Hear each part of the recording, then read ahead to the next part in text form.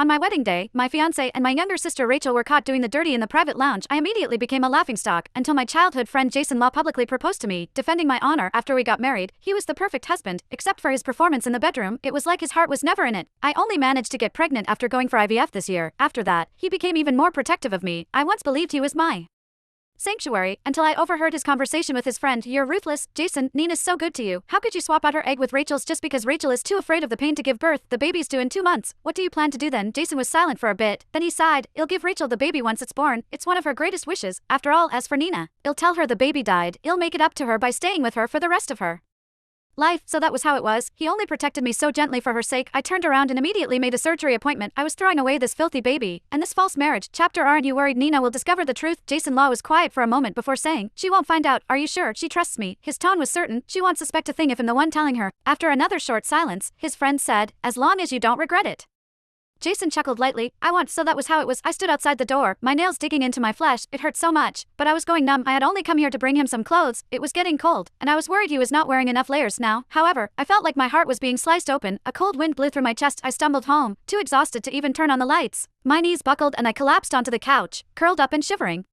I felt nauseous and dizzy. Tears spilled from my eyes soundlessly, but I did not have the energy to wipe them away. The doorknob clicked. He was back. I heard the sound of his leather shoes approaching. He walked up to the couch and bent down slightly, his voice gentle and worried. Why didn't you turn on the lights? The maid said you haven't eaten. Are you feeling sick again? He reached out to push the hair out of my face, his eyes filled with concern. Nina, what's the matter? He then crouched down, putting his hand over mine. His tone was gentle. If you don't eat, it's bad for the baby. I looked straight into his tender gaze. So love could be entirely an act. For years ago, my fiancé and my younger sister were caught having an affair at my wedding. My parents forced me to hand over my fiancé, saying family protected each other. They could not afford to lose face in public, so they declared that Rachel Gordon was the bride that day. Back then, Jason had publicly proposed to me. At the time, I thought he was my savior. After we got married, I stood behind him and silently supported him the whole time. I used my market acumen to help him invest and expand his business. Within a few short years, his company went from a nameless startup to one of the rising stars in the investment industry. When we went for IVF to conceive this year, everything seemed to be perfect. He hugged me and said this baby was the gift he had been looking forward to for years. His smile was so tender I could almost drown in it. Chapter: Turned out it was just another trick. He was not the only one who could act. I blinked and curved my lips into a smile. I'm fine. I'm just a little tired. My voice was soft and slightly tired, as though nothing was amiss. He heaved a sigh of relief and comforted me gently. Okay, sleep early tonight. Why not? I could play this game before the surgery. After that, the curtains would fall on this charade. The next morning, Jason took me to a prenatal